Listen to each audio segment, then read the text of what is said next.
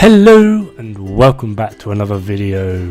This one is all about the Occucor, which is a Corpus pistol with Sentient technology integrated into it, and it does have a few unique mechanics, of which personally I do feel pair very well with Vauban, as you can see me using Vauban in this video. Now also on that note, don't take complete notice of the damage numbers because of Vauban's passive, where enemies take increased damage when they're under CC. Anyway, onto the stats. This is a Mastery 8 weapon. It's a secondary pistol with a held trigger, and it only has a firing range of 20 meters. It has a 3-point riven disposition, and it has a magazine size of around 40 rounds.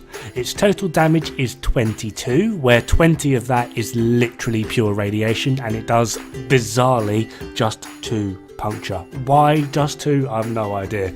It's got a 16% critical chance, a 1.8 critical multiplier, and a hefty 24% status chance, which personally I think is amazing. Now onto some really weird key features about this, and one of the reasons why I do believe it pairs with Vauban very well. When you kill an enemy, it releases an energy tendril that homes in on the enemy you're already shooting to do near enough the maximum amount of damage that those tendrils will do. Now the tendrils will stay there until you reload, so the idea is to try and kill things as quick as possible. Another reason for using Vauban.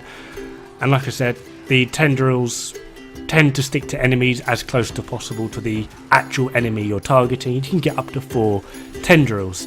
Now the weird thing with this weapon is upon firing you do 20% of the weapon's damage, and after 0.6 seconds you will then do 100% of the weapon's damage, and then at 0.8 seconds it starts to decay back down to 20% over 2 seconds.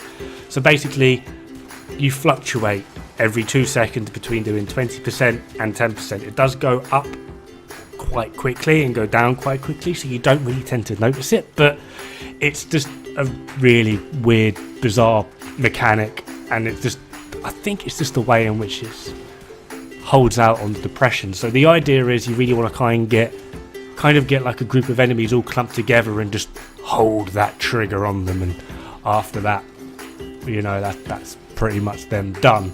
Now obviously, due to the high amount of radiation, I have put corrosive on, just because that basically covers all armor types, all scaling, and you know, just corrosive is OP. So we're back to the general argument of status 2.0 when. Anyway, this weapon is actually not too bad.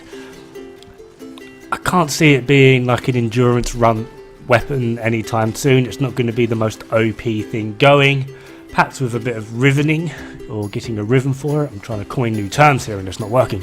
So yeah, perhaps with a riven it could be a little bit better than what it is, but as it stands it's a decent weapon. It will certainly chew through the star chart as it stands, and will happily go through up to Sortie 3.